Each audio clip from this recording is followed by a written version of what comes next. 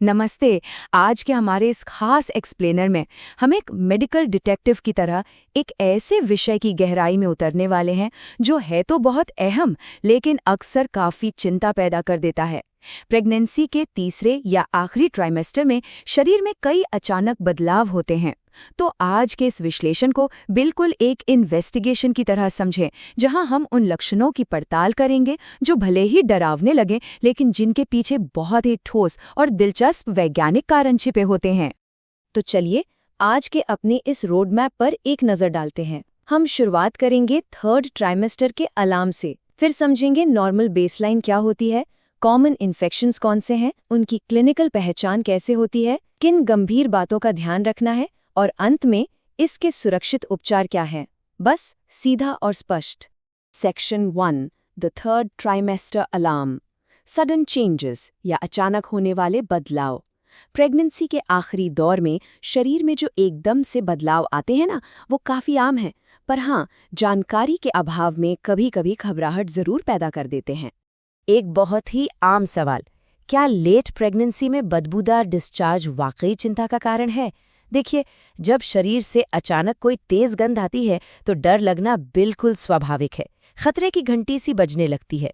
लेकिन सच कहूं तो क्लिनिकल डेटा बताता है कि ये आमतौर पर किसी बड़े खतरे का नहीं, बल्कि शरीर में फ्लोरा के असंतुलन का एक छोटा सा संकेत होता है। और सबसे अच्छी बात, इसका बहुत आसानी से इलाज हो सकता है। आगे बढ़ते हैं सेक्शन 2 की तरफ, एस्टैब्लिशिंग द नॉर्मल बेसलाइन। मतलब ये समझना कि आखिर नॉर्मल कहते किसे हैं। किसी भी प्रॉब्लम को पकड़ने से पहले मेडिकल प्रोफेशनल्स को ये देखना होता है कि एक स्वस्थ शरीर डिलीवरी के लिए खुद को कैसे तैयार कर रहा है। यहाँ एक मेडिकल टर्म को समझना बहुत ज़रूरी है, ल्यूकोरिया। ल्यूकोरिया सुनने में शायद भारी भरकम लगे, लेकिन असल में ये प्रेगनेंसी के दौरान डिस्चार्ज में होने वाली एक स्वाभाविक वृद्धि है। जैसे ही हम इस टर्म और इसके पीछे के विज्ञान को समझते हैं, सारा डर छूमंतर हो जाता है। ये 12वां स्राव दरअसल इस बात का सबूत है कि शरीर बिल्कुल सही तरह से काम कर रहा है, हेल्दी बैक्टीरिया को सपोर्ट कर रहा है और बर्थ कैनाल को डिलीवरी के लिए तैयार कर रहा है। अब सवाल उठता है कि इस नॉर्मल ल्यूकोरिया को पहचाने कैसे। इसके कुछ बिल्कुल साफ लक्षण हैं, जैसे तीसरी तिमाही में इसकी मात्रा का बढ़ जाना, इसकी कंसिस्टेंसी पतली होना, रंग सफ़ेद या हल्का पीला होना, और या तो इसमें कोई गंध नहीं होती या बहुत ही हल्की गंध होती है। साथ ही इसका वेजाइनल पीएच लेवल एक प्रोटेक्टिव रेंज में रहता है। तो जब तक ये सारी चीज़ें मैच कर रही हैं, इसका सीधा सा मतलब है कि ये बदलाव सिर्फ और सिर्फ होने वाले बच्चे की सुरक्षा के लिए हैं। इसमें टेंशन वाली कोई बात नहीं है। Section 3 common vaginal infections, the medical suspects. अब सोचिए, क्या हो अगर लक्षण उस नॉर्मल बेसलाइन से बाहर निकल जाएं, गंध बहुत तेज हो जाए या रंग एकदम अलग लगे। यहीं पर हमारे इन्वेस्टिगेशन की दिशा बदल जाती है और हम उन मुख्य सस्पेक्ट्स या कारणों की तलाश शुरू करते हैं। इस डोनट चार्ट को देखिए, ये हमारे मुख्य सस्पेक्ट्स को बिल्कुल साफ साफ दिखा रहा है। फॉक्सी के क्लिनिकल डेटा के मुताबिक 45% के भारी भरकम आंकड़े के साथ बैक्टीरियल वेजिनोसिस इन मामलों में सबसे आगे है।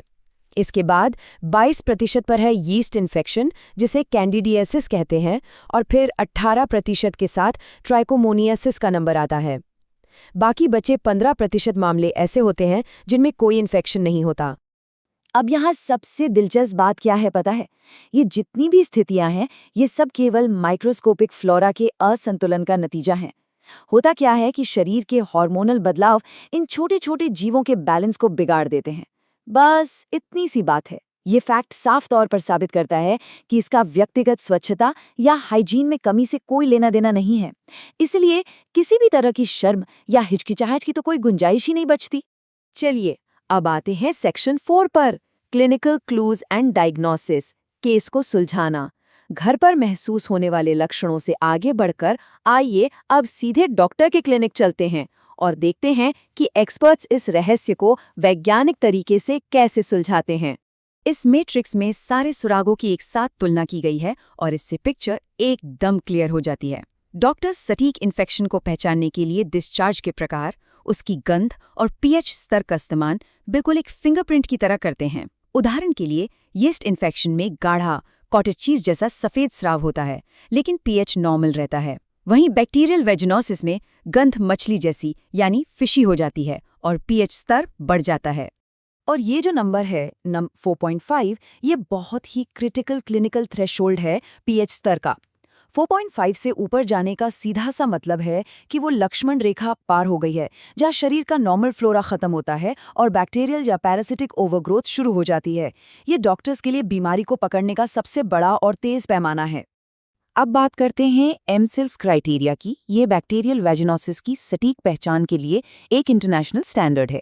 कोई डॉक्टर पक्के तौर पर डायग्नोसिस तब करता है जब इन 4 में से कम 3 शर्तें पूरी होती हों। पहला, पतला स्राव होना। दूसरा, एक खास तरह की गंध के लिए विफ टेस्ट। तीसरा, माइक्रोस्कोप में क्लू सेल्स का दिखना। और चौथा, पीएच का 4.5 से ज़्यादा होना। ये स्टेप्स मिलकर केस को पूरी तरह सुलझा देते हैं। Section 5 serious complications to watch when to escalate, यानी वो गंभीर स्थितियां जब हमें अलर्ट हो जाना चाहिए। वैसे तो ज्यादातर मामले एक रूटीन क्लिनिक विजिट में ही सॉल्व हो जाते हैं, लेकिन एक अच्छे मेडिकल डिटेक्टिव को उन रेयर या दुर्लभ स्थितियों की भी पहचान होनी चाहिए जहां तुरंत अस्पताल भागने की जरूरत पड़ सकती है। ये आमने सामने की तुलना बहुत ही ज्यादा जरूरी है। एमनियोटिक फ्लूइड यानी पानी की थैली का रिसाव आमतौर पर बिल्कुल साफ, पानी जैसा और गंधहीन या थोड़ा मीठी महक वाला होता है। दूसरी तरफ इन्फेक्शन वाला डिस्चार्ज गाढ़ा, रंगीन और बदबूदार होता है।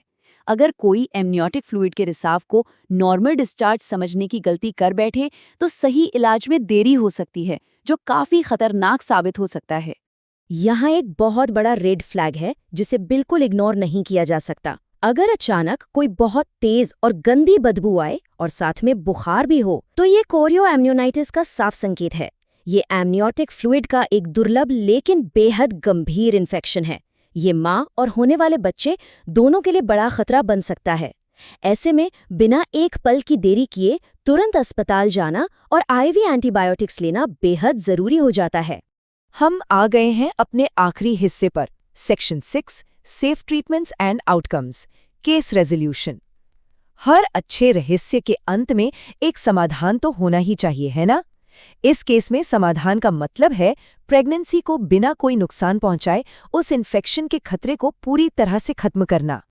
फॉक्सी की इस क्लिनिकल गाइडलाइन को देखकर बहुत तसल्ली होती है कि स्थिति चाहे जो भी हो, मेडिकल साइंस के पास उसका बिल्कुल सटीक और सेफ जवाब मौजूद है। चाहे यीस्ट इन्फेक्शन के लिए सुरक्षित एंटी फंगल क्रीम का इस्तेमाल हो या बैक्टीरियल वेजिनोसिस और ट्राइकोमोनियासिस के लिए मेट्रोनिडाज़ोल जैसे टारगेटेड एंटीबायोटिक्स, आधुनिक चिकित्सा में सुरक्षित इलाज पूरी तरह से उपलब्ध है। ये कोट इस पूरे एक्सप्लेनर का एकदम परफेक्ट सार है। देखिए, तीसरे ट्राइमेस्टर में किसी भी तरह के बदलाव से डर लगना बहुत ही स्वाभाविक है, लेकिन अगर समय रहते टेस्ट करवा लिया जाए और डॉक्टर की दी गई सुरक्षित दवाओं का पूरा कोर्स किया जाए तो ये बिल्कुल ठीक हो जाते हैं। अर्ली डायग्नोसिस और सही ट्रीटमेंट माँ और बच्चे दोनों की सेहत की पूरी सुरक्षा की गारंटी है। तो जाते जाते सोचने के लिए एक बहुत ही जरूरी सवाल, इन माइक्रोस्कोपिक क्लिनिकल सुरागों की सही जानकारी होने से भावी माता-पिता अपनी खुद की हेल्थ केयर के लिए बिना किसी झिझक के फैसले लेने में कैसे सशक्त बन सकते हैं? मतलब जब हम शारीरिक लक्षणों को डर या किसी सामाजिक शर्म की बजाय एक मेडिकल डिटेक्टिव जैसी साइंटिफिक सोच के साथ देखते हैं तो हम सही समय पर सही कदम उठा पाते हैं। इसी विचार के साथ आज का ये एक्सप्लेनर यही खत्म होता है। सीखते रहिए और सुरक्षित रहिए।